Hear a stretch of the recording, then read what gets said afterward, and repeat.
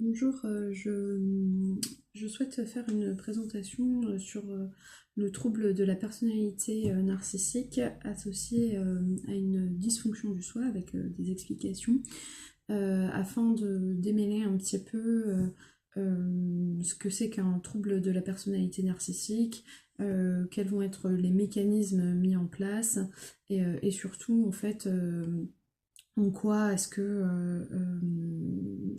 le lien, enfin comment se construit le lien avec quelqu'un qui souffre de ce trouble de la personnalité.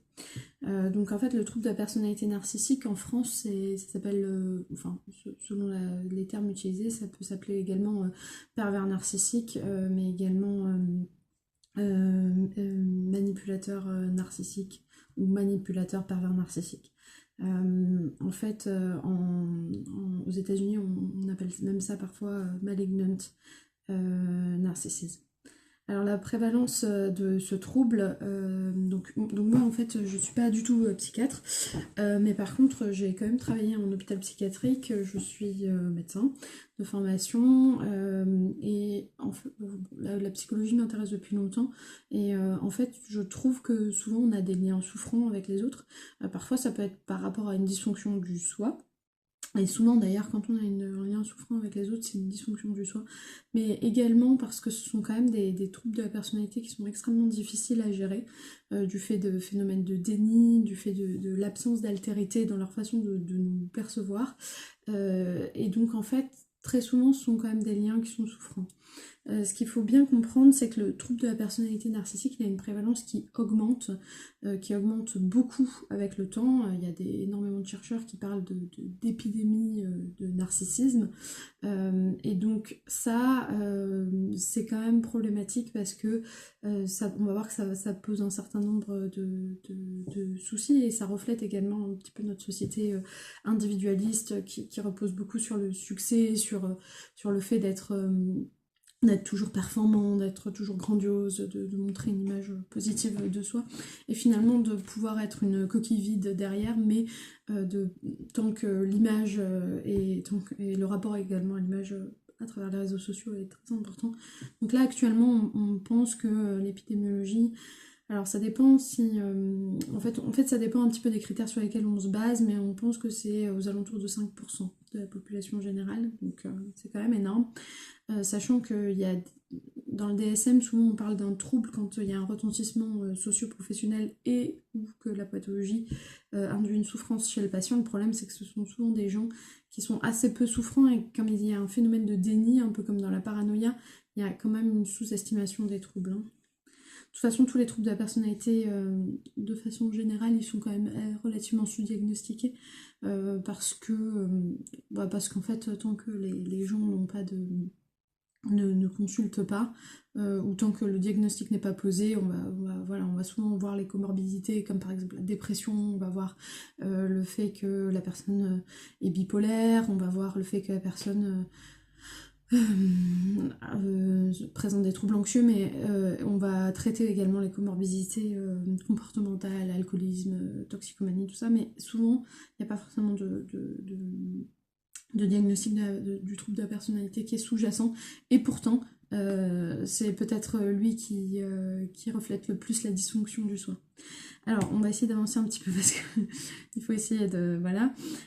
Donc ce qui est important, voilà, donc c'est que le soi, donc c'est un continuum, hein, et donc on peut avoir des soi qui sont quand même plus ou moins équilibrés. Tout le monde a en fait, selon une approche dimensionnelle et non catégorielle des troubles de la personnalité, en fait quand même des euh, plus ou moins de narcissisme, plus ou moins de syndrome abandonnique, donc trouble borderline, plus ou moins une image un petit peu labile avec un besoin d'attention, donc histrionique, plus ou moins de paranoïa, plus ou moins un petit peu de repli sur soi comme ça, donc de troubles schizoïdes.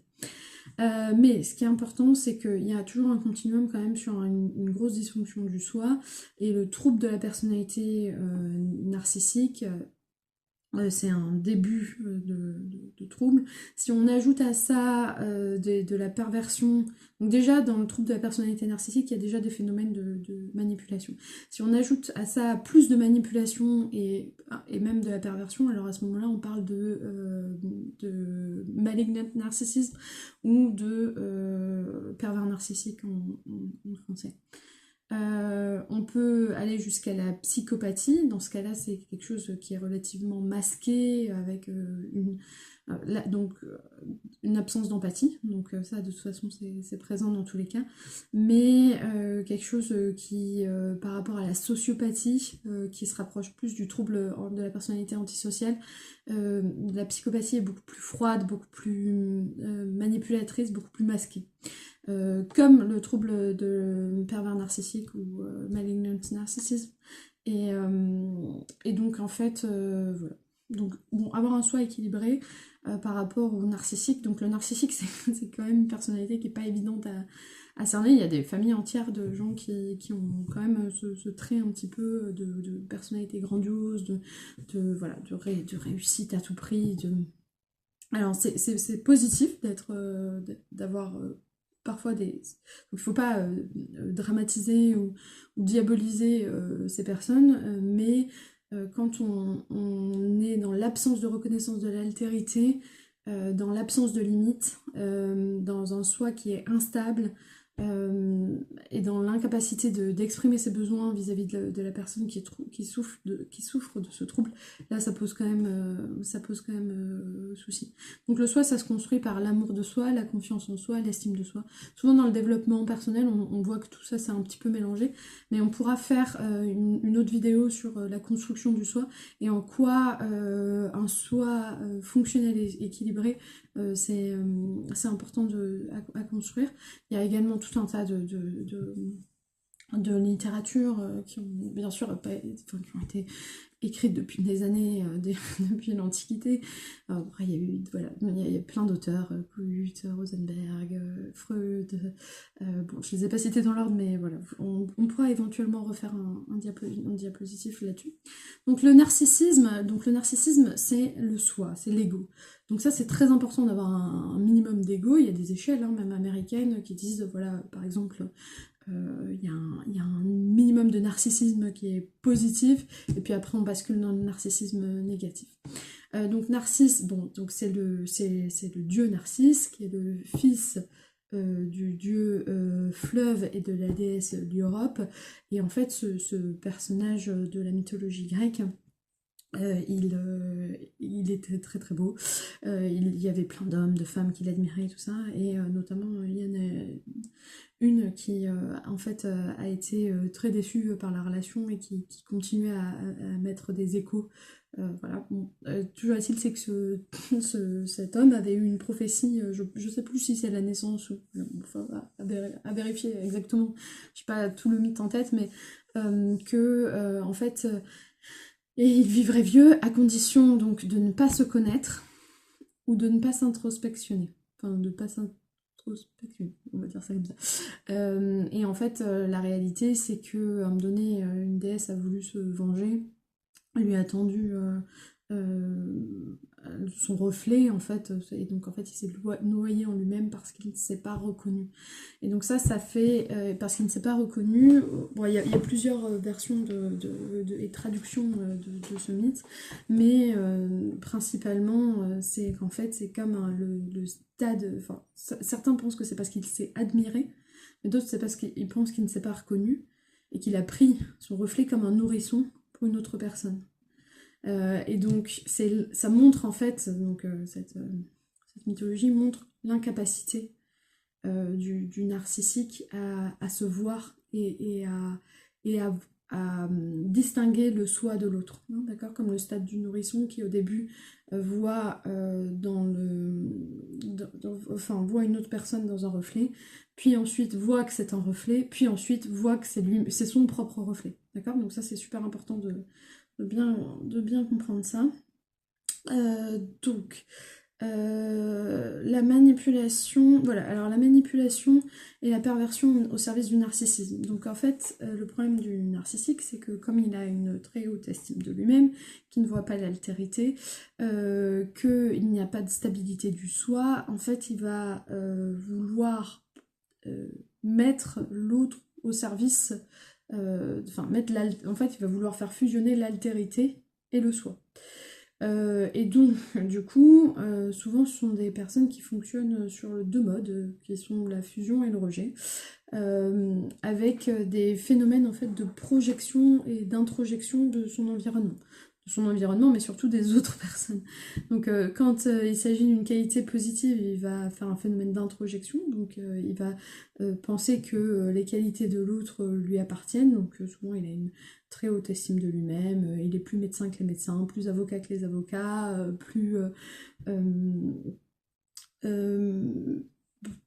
enfin, attends, bon, dans tous les domaines de compétences, souvent il n'a pas la notion de ses propres limites et il a l'impression qu'il est le meilleur dans tous les domaines. Donc c'est assez fatigant.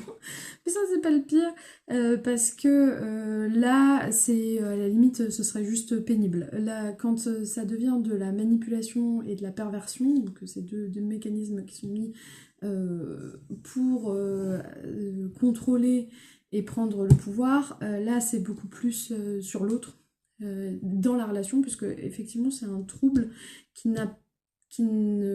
n'existe que par la relation à l'autre. Parce que s'il n'y avait que lui-même, finalement, il n'y aurait pas ce problème de fusion entre le soi et l'altérité.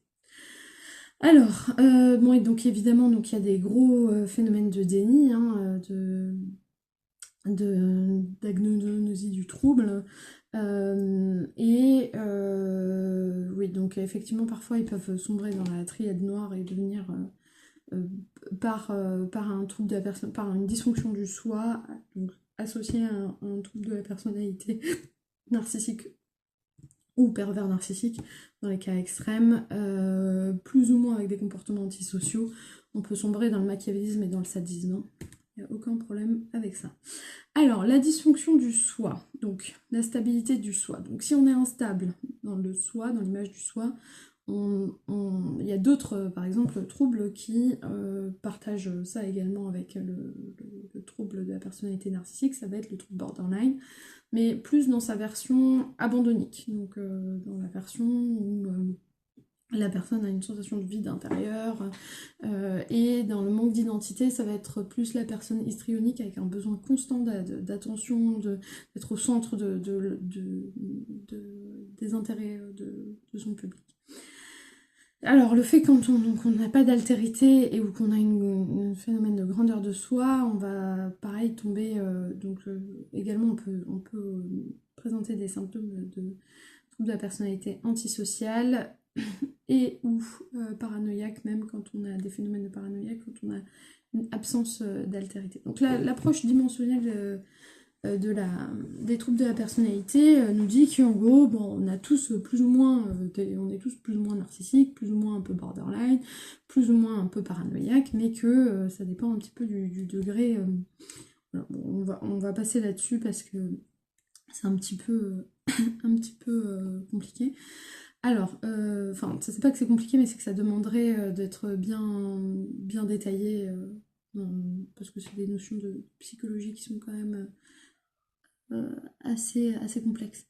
Alors, la thérapie des schémas de Jung, donc ça nous montre que, voilà, donc la thérapie des schémas de Jung, ça nous montre qu'en fait, il y a des schémas dans l'enfance, enfin, c'est pas que ça nous montre, mais ça essaye d'expliquer comment des phénomènes de séparation, de rejet, de manque d'autonomie peuvent apparaître dans l'enfance et faire en sorte que derrière on déclenche un trouble de la personnalité. Donc par exemple, il y a des schémas de méfiance, d'abus, d'imperfection, honte, d'isolement social, d'échec, de grandeur et de droit élevé, de négativisme et de pessimisme dans le trouble de la personnalité narcissique.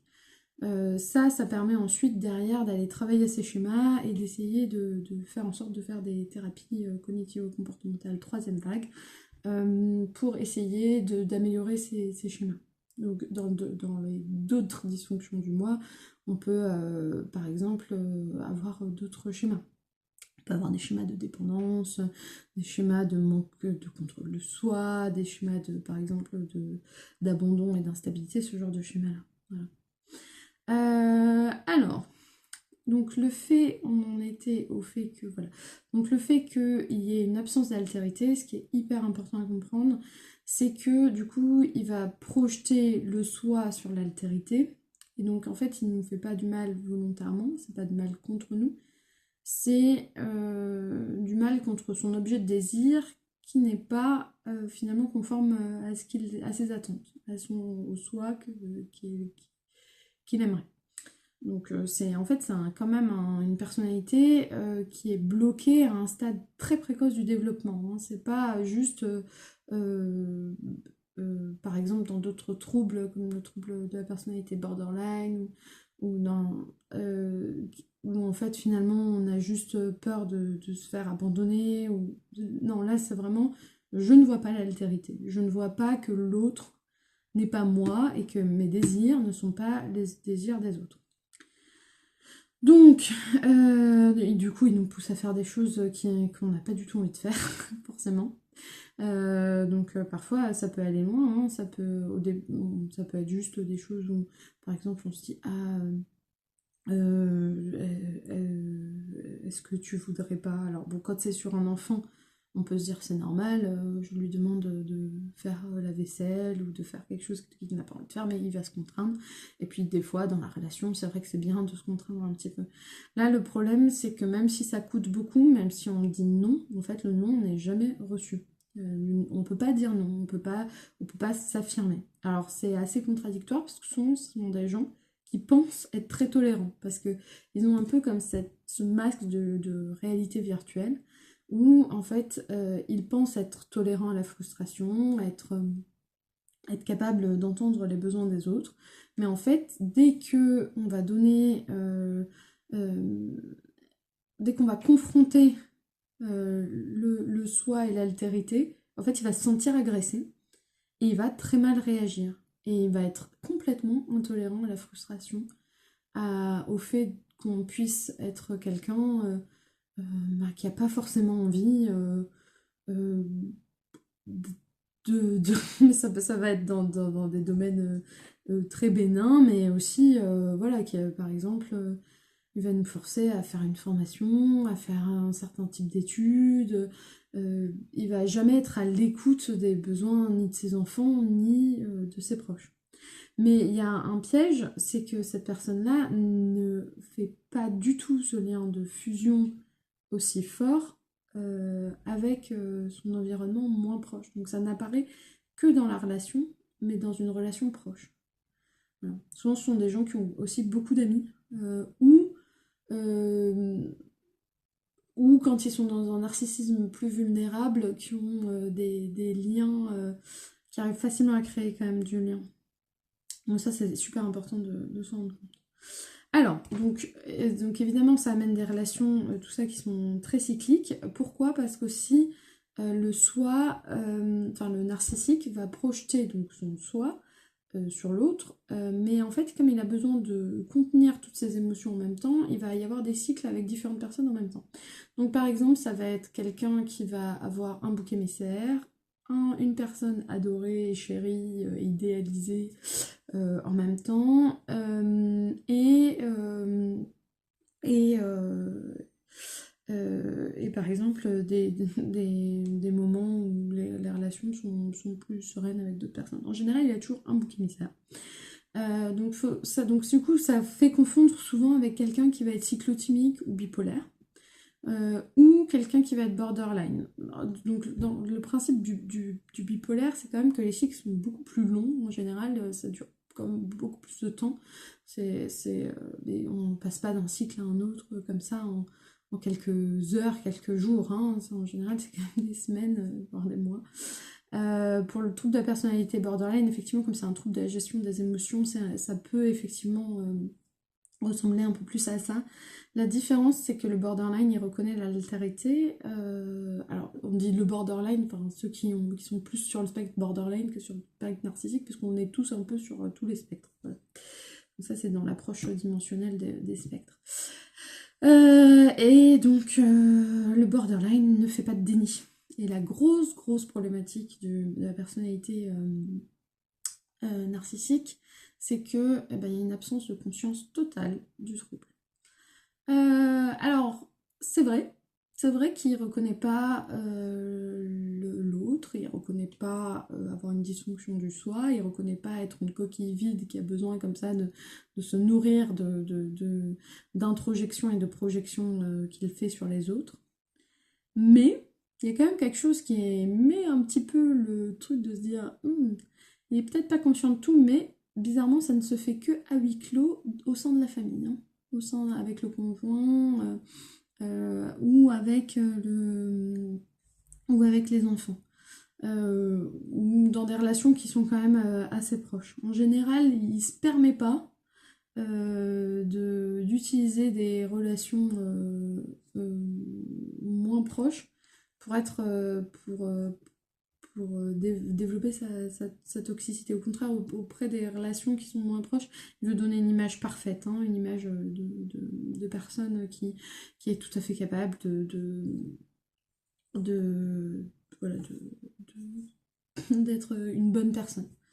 Donc on va voir les mécanismes de manipulation qu'il met ensuite en place pour y arriver. Alors, alors les mécanismes de perversion, bah ça c'est quand ça va plus loin que le mécanisme juste de manipulation. La perversion, bon bah là on tombe un peu sur le spectre extrême, hein, donc ça va être des violences physiques, verbales, répétées, même ça peut aller jusqu'au sadisme, hein, jusqu'à la psychopathie. Alors ce qui est important, c'est que comme c'est une coquille vide, il met des masques. Donc on met tous un peu des masques. Par exemple, je suis un peu triste, je suis dans ma salle de bain, quelqu'un vient me voir, il rentre, il voit mon visage pendant 3 demi-secondes qui est un peu triste, mais je vais changer par pudeur et comment dire, par pudeur de psychique de masque. Enfin, je vais dire non, ça va, oui, bah tiens, voilà, tu cherchais ta brosse à dents, tiens, voilà, la voilà. Bon, ça, c'est pas de la perversion, enfin, c'est pas de la manipulation, parce que, en fait, c'est juste pas forcément, voilà, pas forcément envie de partager son émotion dans laquelle on est à ce moment-là. Et encore heureux qu'on a le droit d'avoir une intégrité psychologique parfois. Le problème de mettre des masques comme dans une pièce de théâtre, et, en fait, et quand ça reflète le vide intersidéral de sa personnalité et de son soi, c'est que du coup, on n'est jamais dans l'authenticité. Et c'est pas la même chose que... En fait, le problème en psychologie, c'est que c'est parfois difficile d'expliquer des notions parce que parfois les choses se ressemblent entre quelque chose qui est de l'ordre du normal et quelque chose qui est de l'ordre du pathologique. Mais là, le problème, c'est que ça va être des visages parfois qu'on va voir très durs, très fermés, très noirs, qui vont un peu nous glacer le sang. Et ça, ces visages-là, on les retrouve pas chez des gens, mais quand on a vu ça chez quelqu'un, en général, on se dit waouh, là c'est chaud. Parce que là, il aurait voulu me tuer avec ses yeux, quoi. Alors, on peut être parfois tellement en colère de voir un regard très noir et tout ça, mais j'ai un petit peu du mal à expliquer cette notion, mais en gros, c'est vraiment là, c'est pas pareil. C'est pas pareil, c'est Puis souvent, c'est 3 demi-secondes et c'est caché, c'est c'est quelque chose qui montre quand même que la personne, elle, elle fait poker face tout le temps, en fait, hein. Donc, voilà. Alors, les autres mécanismes, donc ça, c'est pas de la manipulation, ça, pour le coup, c'est vraiment la dysfonction du soi, hein, l'histoire des masques. Par rapport au mécanisme de manipulation, donc ce qui est hyper important, c'est contrôle, puissance. Donc je vais contrôler l'altérité pour qu'elle soit conforme à ma réalité. Et donc pour ça, je vais utiliser l'argent.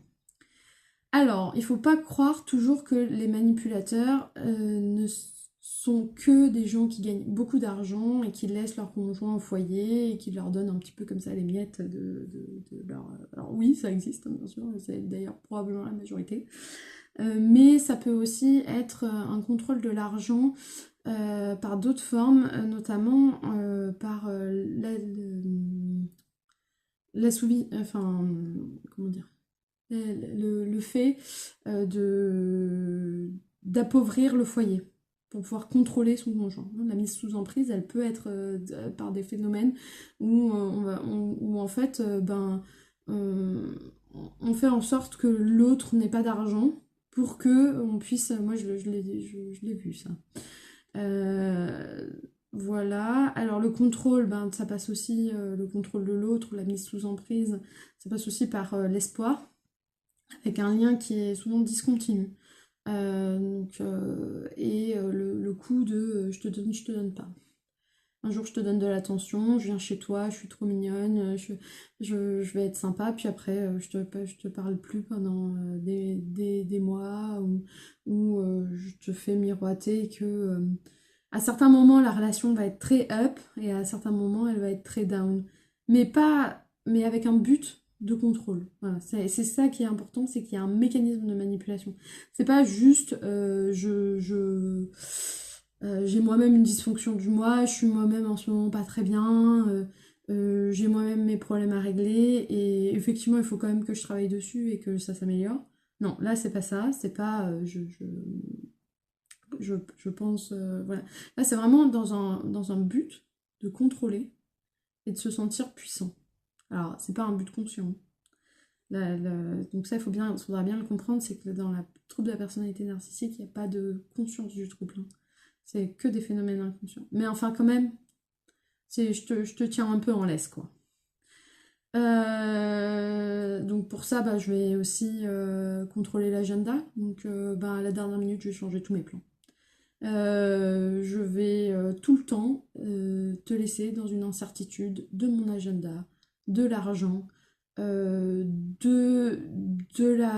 relation cyclique, tout le temps être dans un lien discontinu, dans un lien imprévisible. Voilà.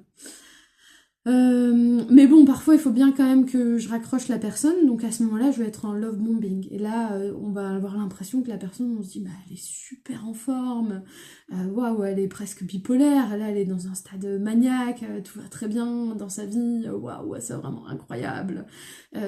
Et on a envie de partager ça avec cette personne-là. Attention parce que c'est un appât quand même, hein. Donc ça veut dire que derrière, le but, c'est de vous bombarder, non pas d'amour, parce que comme il n'y a pas d'altérité, c'est quand même compliqué de parler de lien d'amour réel. Enfin, moi, en tout cas, pour l'instant, je m'y risquerai pas. Mais en tout cas, c'est de l'attention. C'est de l'attention, c'est de la simulation, voilà. Donc, mais c'est pareil, c'est dans un but de contrôle. Et parfois, la personne va faire en sorte, mais ça sonne souvent assez faux, de créer un lien fusionnel. Donc de faire genre, par exemple, moi je suis vraiment comme toi, on partage tout ensemble, on est si proches, ah t'aimes la moto, mais moi j'adore la moto, des choses comme ça, voilà, des choses où en fait on crée un lien, où on fait croire à l'autre que en fait on est exactement comme lui. Et donc en fait ça permet de casser la distance psychique qui nous lie aux autres. Ce lien fusionné est très très très dangereux. Mais parce que ce sont des gens qui le font pas exprès, mais qui pensent exister que comme ça, hein. C'est soit tu es eux, soit tu es l'autre, mais alors à ce moment-là ils te rejettent.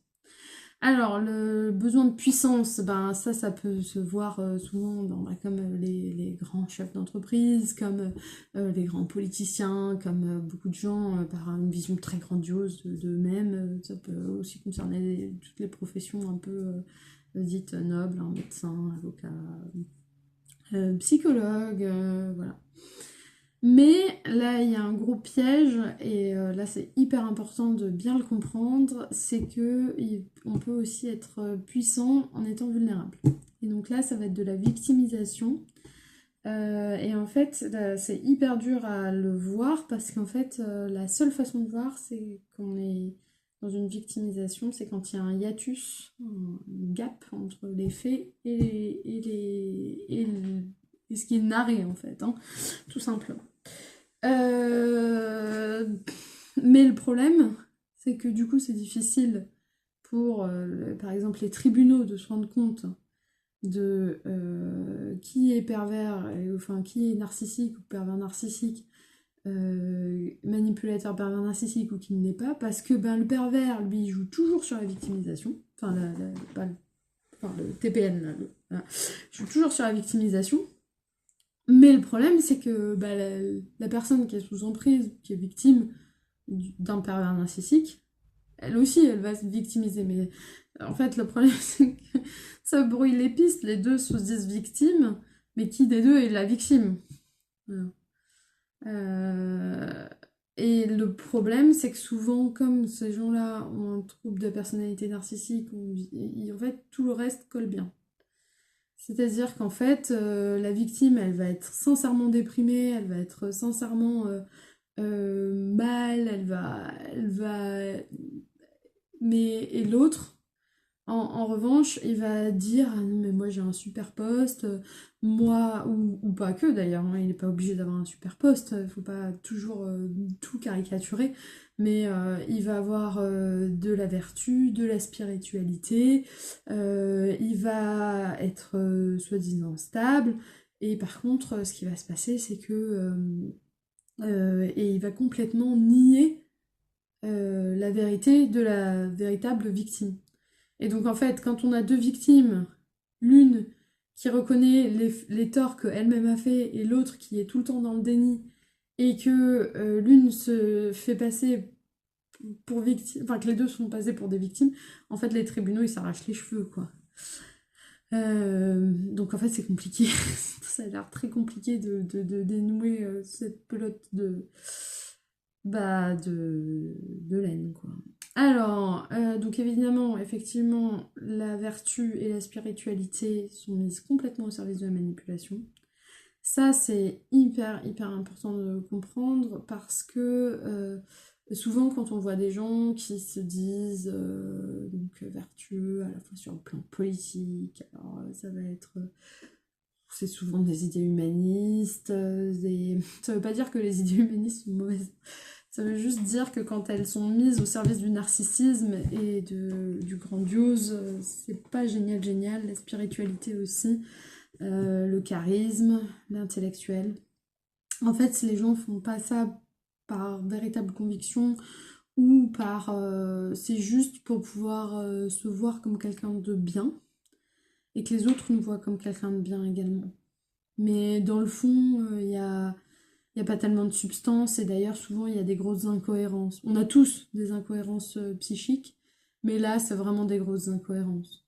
Ça va être quelqu'un qui est par exemple trader, qui travaille pour une grande banque, qui se dit ultra humaniste, ultra bobo gaucho, mais c'est la gauche caviar quoi, mais donc qui veut plus de frontières, qui dit que tout le monde doit vivre, voilà, mais qui va vivre toujours dans les super beaux quartiers, qui va jamais faire travailler dans une association, qui va toujours être finalement entouré que de gens d'un milieu social très élevé, et qui va pas faire spécialement d'efforts pour... Enfin, en gros, il lave sa conscience par la vertu. Ça peut être le cas inverse, hein, ça peut être aussi quelqu'un qui va dire au contraire qu'il considère que il ne supporte pas les étrangers, il ne supporte pas l'immigration, mais que dans son restaurant, il va avoir 4-5 clandestins qui travaillent pour lui. Euh, alors, la cohérence des faits et des actes ne veut pas dire que tout est bon. On peut être quelqu'un de très mauvais et être très cohérent, on peut être quelqu'un de très bon et être très cohérent. Mais là, le phénomène de manipulation, en tout cas, peut être mis en relief par l'incohérence. Voilà. On ne demande pas d'être forcément cohérent, surtout, ça veut pas, c'est pas ce que je veux dire.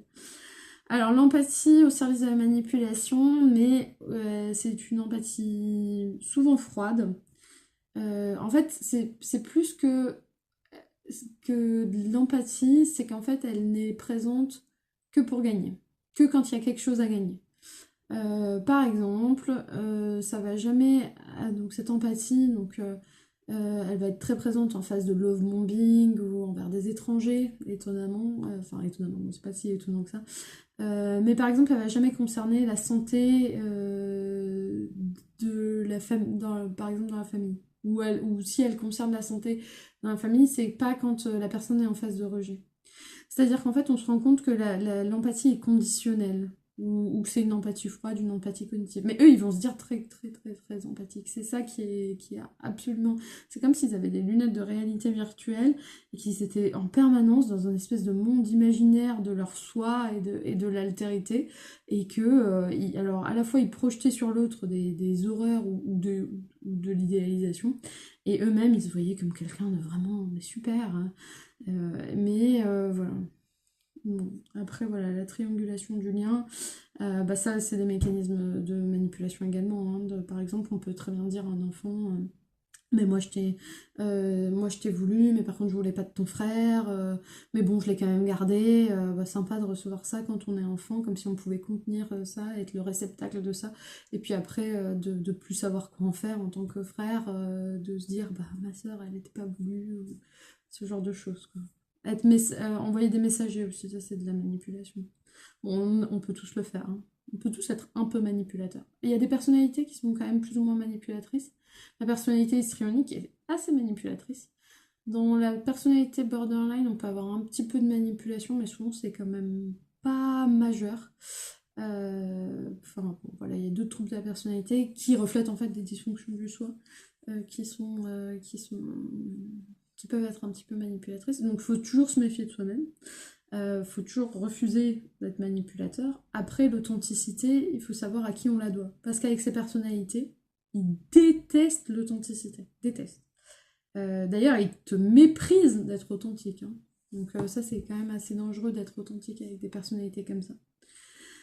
Alors, la distorsion de la réalité, ben oui, hein, la distorsion de la réalité, bon, ça peut survenir également dans d'autres pathologies, dans la paranoïa, typiquement, dans le trouble bipolaire, parfois, dans des petits moments quasiment de psychose, qui est pas très loin de la schizophrénie. Et dans le trouble borderline, c'est très très court, mais ça peut survenir par petites... dans des moments de grand stress, de très grand stress, avec l'amygdale qui pète un câble et qui pop pendant quelques heures. Notamment dans les reviviscences d'abandon, en fait, hein, dans le trouble borderline. Si on provoque ça, on peut provoquer ça chez le patient, mais en général, ça survient 5-6 fois par vie, quoi. C'est pas non plus des phénomènes très fréquents. Alors, le truc, c'est que là, il n'y a pas d'altérité, mais il y a un déni. Enfin, le déni du mal qu'on fait aux autres et des projections et introjections qu'on fait aux autres et de son comportement, de cette lunette de réalité virtuelle, elle vient voilà, donc ce déni vient de l'absence d'altérité. Un peu comme dans la paranoïa, hein. Dans la paranoïa, il y a un très gros déni, voilà. Mais c'est vraiment, c'est la paranoïa et le trouble de la personnalité pervers narcissique ou manipulateur pervers narcissique, c'est très proche, hein, sur certains aspects. Alors, donc voilà, donc ils projettent une image fixe sur l'autre, qui est la prolongation de leur propre ego. Ils vont focaliser sur une personne, hein, donc ça c'est vraiment très difficile, parce que, par exemple, ils vont prendre la faiblesse, la maladie, la fragilité, pour des mécanismes de manipulation de l'autre, ou en tout cas, ils vont pas accepter que l'autre puisse... Donc en fait, souvent, on voit le fait qu'on puisse pas parler, par exemple, à ces gens-là Ils vont pas avoir d'empathie réelle si on a une difficulté dans sa santé. Ils vont juste dire ah non mais c'est rien, moi aussi j'ai été comme ça, ou ah non mais ça c'est non mais là c'est rien du tout ça, hein, de quoi tu nous parles. Et en fait ils vont pas être capables de juste écouter réellement, et ça se voit. euh, voilà, moi je l'ai vécu avec pas mal de personnes, c'est vraiment, tu racontes une histoire et on a l'impression que... Et comme ils projettent sur toi l'idée que potentiellement c'est toi qui les manipules en ayant un problème de santé, ou que tu utilises ta faiblesse pour être vulnérable, pour pouvoir être potentiellement plein, ou en fait ça va... Ou alors ils vont se dire, elle est pas grande, elle est pas, elle est pas forte, donc je la méprise quoi. Et en fait, la tristesse chez eux suscite du mépris. Donc il y a un vrai problème en fait, de lecture des émotions des autres, et même d'interprétation, et même de voilà, de distorsion de la réalité, quoi, de reconnaissance d'une vraie réalité, quoi. Donc ça les amène à être souvent très manichéens aussi dans leur comportement, et ça c'est très typique. Ce sont des gens, alors on peut être manichéen pour plein de raisons, de manquer de nuances, dans d'autres dysfonctions du soi, hein, le paranoïaque typiquement, on peut pas dire que ça soit quelqu'un de très nuancé, souvent. Là où c'est quand même vraiment dangereux, c'est que évidemment ça peut pousser à la radicalité, mais ça a l'avantage d'être facilement compréhensible, et notamment les réseaux sociaux qui s'engouffrent comme ça dans des choses sans nuance. Du coup c'est un peu un cercle vicieux, parce que l'environnement s'adapte à la personnalité s'adapte à l'environnement, qui construit un nouvel environnement de plus en plus, avec des réseaux sociaux de plus en plus manichéens, de plus en plus polarisés. Et d'ailleurs ça se voit dans les politiques. Alors, tout ça, ça nous amène que ce déni, cette projection de l'autre, son soi sur nous, ça nous amène à une dissonance cognitive, hein. Parce que, pourquoi? Parce en fait, on finit par se remettre en cause, par se dire, notamment quand ils sont dans des phases de rejet, où en fait ils reconnaissent rien du mal qu'ils nous font, ils sont contrôlants, ils vont... Enfin, tous les mécanismes en plus, comme ils ont cette image très vertueuse d'eux-mêmes, très empathique auprès des autres, extérieur à la famille, avec beaucoup d'amis souvent. En fait, ils vont être... on va avoir du mal à les remettre en cause, et du coup, nous, on va se dire, mais j'hallucine ou quoi? C'est moi qui ai un problème. Et donc, du coup, on finit par se remettre soi-même en cause. En plus, ils utilisent un déni, ou une dénégation. Une dénégation, c'est un petit peu différent du déni, mais la plupart du temps, c'est quand même du vrai déni. Donc, si par exemple, ils nous ont dit des choses affreuses, en fait, ils vont dire bah non, mais je t'ai jamais dit ça. Mais quand? Et en fait, ils sont tellement forts là-dedans que ça crée une dissonance cognitive. La dissonance cognitive, elle est aussi sur le fait que leurs crises de colère, elles vont être tellement fortes qu'on peut avoir des phénomènes de sidération. Mais ça, c'est volontaire, hein. C'est de la théâtralisation, enfin, c'est volontaire. C'est peut-être pas volontaire dans le sens où il y a une conscience du trouble, mais en tout cas, clairement, c'est un phénomène de manipulation. Tu hurles sur quelqu'un, la personne, elle est comme ça, hein. Voilà. Mais ceci dit, ça ne survient pas que dans le trouble de la personnalité pervers narcissique, mais c'est quand même un mécanisme qui peut être mis en place dans une dispute pour couper l'herbe sous le pied de la personne, quoi. Mais bon, parfois les gens ne s'en rendent pas forcément compte. Ce qui crée aussi de la dissonance cognitive, ça va être les injonctions paradoxales, c'est-à-dire que comme ils pensent être les meilleurs, avoir toutes les vertus du monde, toutes les qualités du monde, être les plus tolérants, en fait, ils avoir des exigences très hautes sur vous, mais alors eux, par contre, il n'y a aucun souci parfois à être complètement amoral, à nier, à être colérique, mais ils vont pas le voir, ils vont voir que leur côté positif, que mais tout ce que j'ai fait pour toi, mais après, en fait, ils vont voir que les choses positives qu'ils ont fait euh, euh, pour vous. Et vous, en contrepartie, dans leurs lunettes de réalité virtuelle, eux, ils voient que les choses négatives que vous avez fait pour eux. Et donc, en fait, ça crée complètement un déséquilibre relationnel parce qu'en fait, il n'y a pas de discussion possible. Vous, vous êtes le monstre, eux, ce sont les agneaux, et en fait, de quoi on parle là? Enfin, on peut parler de rien, en fait, c'est trop difficile. Et, euh, et en fait, on peut pas être compris.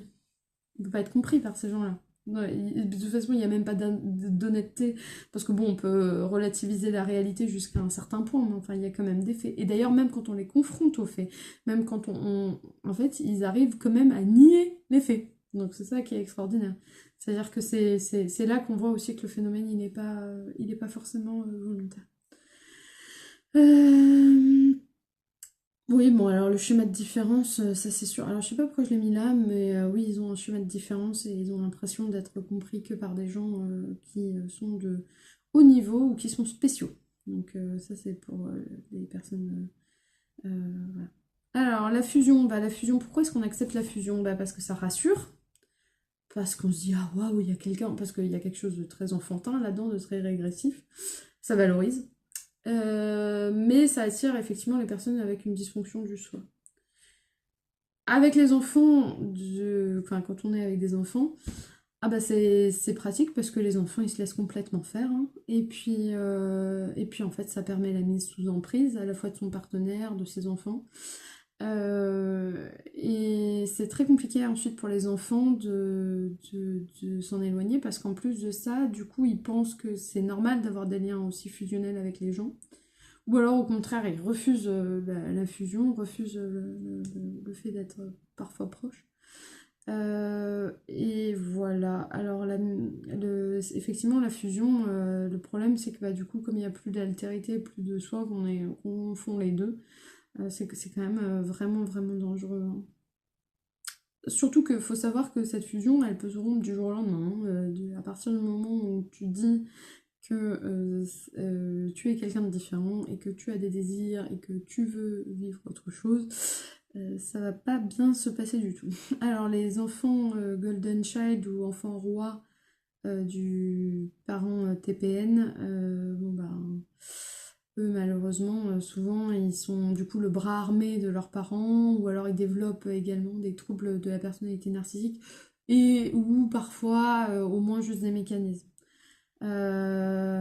Faut savoir qu'avec un parent narcissique, attention au rejet violent en cas de... C'est-à-dire que, soi-disant, la relation est très investie, le parent est très aimant et tout ça, donc on a l'impression que c'est du love bombing à fond, tout ça, et en fait on se rend compte que la relation, elle a été complètement fausse à partir du moment où en fait on réalise que ben, on n'était pas. Enfin, qu'en fait, à partir du moment où on s'affirme, il n'y a pas d'affirmation de soi possible. Contrairement à ce que la personne dit, hein, bien sûr. Elle va dire, elle va avoir l'impression de. Voilà, d'avoir, que c'est vous qui êtes très exigeant, mais qu'elle, elle est très tolérante. Pas de souci. Alors, bon, heureusement, il y a quand même peu de transmission de ce trouble de parents, enfin, qui ont un trouble de la personnalité narcissique. Il y a même parfois des patients qui sont manipulateurs ou qui sont manipulateurs pervers narcissiques, beaucoup d'ailleurs, n'ont pas de parents pervers narcissiques. Donc en fait, dans les deux sens, c'est pas corrélé. Voilà. Mais par contre, on peut quand même avoir des mécanismes euh, qui sont manipulateurs, avoir acquis des mauvais schémas, mais à partir du moment où il n'y a pas de déni du trouble, en fait, on peut réapprendre et on peut reparenter. Ce qui est très compliqué dans le trouble de la personnalité narcissique, c'est que bah, du fait du phénomène du déni, c'est quand même très compliqué de remettre en cause. Et d'ailleurs, souvent, ce sont des gens qui, enfin d'ailleurs, c'est même connu, hein, qui vieillissent très mal, qui sont qui n'ont pas de marge de progression, c'est-à-dire que ils vont, par des phénomènes d'introjection, pouvoir être des gens qui brillent et qui quand même acquièrent au fur et à mesure voilà, des compétences. Mais leur capacité à s'élever dans la vie, finalement, elle est quand même assez limitée parce que comme ils ne voient que leurs désirs, leurs besoins de contrôle, leurs besoins de puissance, en général, en plus, ce sont des mécanismes qui se renforcent avec le temps parce qu'on se dit ah bah lui j'ai réussi à le soumettre et puis alors en plus tout le monde fuit au fur et à mesure, donc souvent ce sont des gens qui finissent très seuls. C'est quand même une histoire assez triste, hein, l'histoire de ce trouble de la personnalité. C'est pas, ça va, enfin, c'est à la différence de d'autres troubles de la personnalité qui ont plutôt tendance à guérir, notamment le trouble borderline avec l'instabilité du soi. Là, on n'est pas du tout là-dedans. Moi, je vais vous laisser parce que là, ça fait quand même 50 minutes qu'on parle sur le fait que nos sociétés deviennent de plus en plus, donc on le sait, hein, ça a été statistiquement confirmé, de plus en plus, qui ont de plus en plus de troubles de la personnalité narcissique. On